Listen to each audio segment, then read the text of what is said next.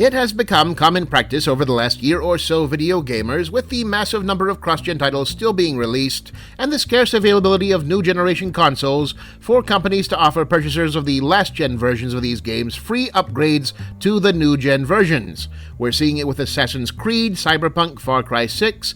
In fact, free upgrades have been offered by so many companies recently, and consumer confidence in the model has been so solid that, frankly, it was just begging for some high-profile game to come along and yank the rug from out under it. For a brief shouty window of time last week, that game was Horizon Forbidden West. Correct. Now, Horizon wasn't the first game to attempt this. Rather infamously, NBA 2K22 announced some time ago that it wouldn't be offering a free new-gen upgrade either, but that announcement had arguably less impact since it's already commonly known that sports game publishers actively hate their audience and wish them dead. Sony's announcement regarding Horizon, however, caught most of the gaming public off guard, as most tone-deaf anti-consumer decisions about major first-party franchise titles traditionally come from Nintendo. It isn't hard to see where the decision came from, however. Publishers have been chomping at the bit to implement the new $70 AAA price point ever since it was introduced to them by a black goat in an abandoned barn who whispered to them, "All this shall I give thee if thou wilt just sign,"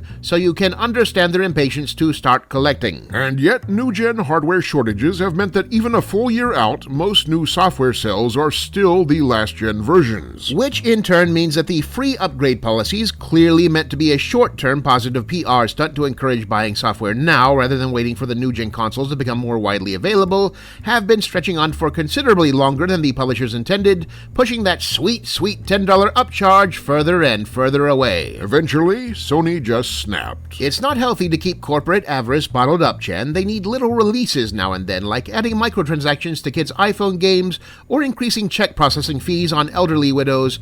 Otherwise, it builds up over time and you get a situation like this, where they make an obviously intensely unpopular decision and act surprised when there's backlash. And there was backlash. Right, the fans did not respond well to the news that the now more or less industry standard new-gen upgrade option had been removed, and unflattering comparisons to Xbox's smart delivery program immediately flooded social media, all of which no doubt prompted several inter-office memos from Sony's "we probably should have anticipated this" department. The result? A near-immediate policy reversal. Right, once enough poo had hit the fan to start lowering the air quality in the corporate offices, Sony released a statement explaining that, "No, haha, just kidding, of course the upgrade will be free, that was our plan all along, and future new-gen title upgrades will be a flat $10, and then their pants fell down to their ankles and they waddled off stage to the accompaniment of sad trombone noises. Sony really hasn't been striking the right tone thus far, have they, brother? It's hard to say, Chen.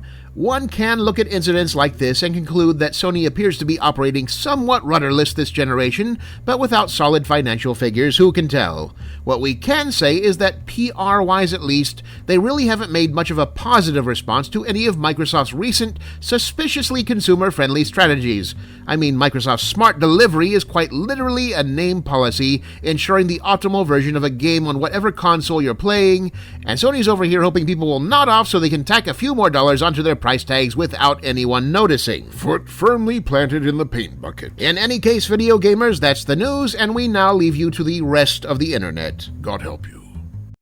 Hello, video gamer. We'd like to get to know you better. Data mining your private tab search results just isn't cutting the mustard these days. Hit the subscribe and notification buttons below, and we'll be at your side forever. It is exactly as creepy as it sounds.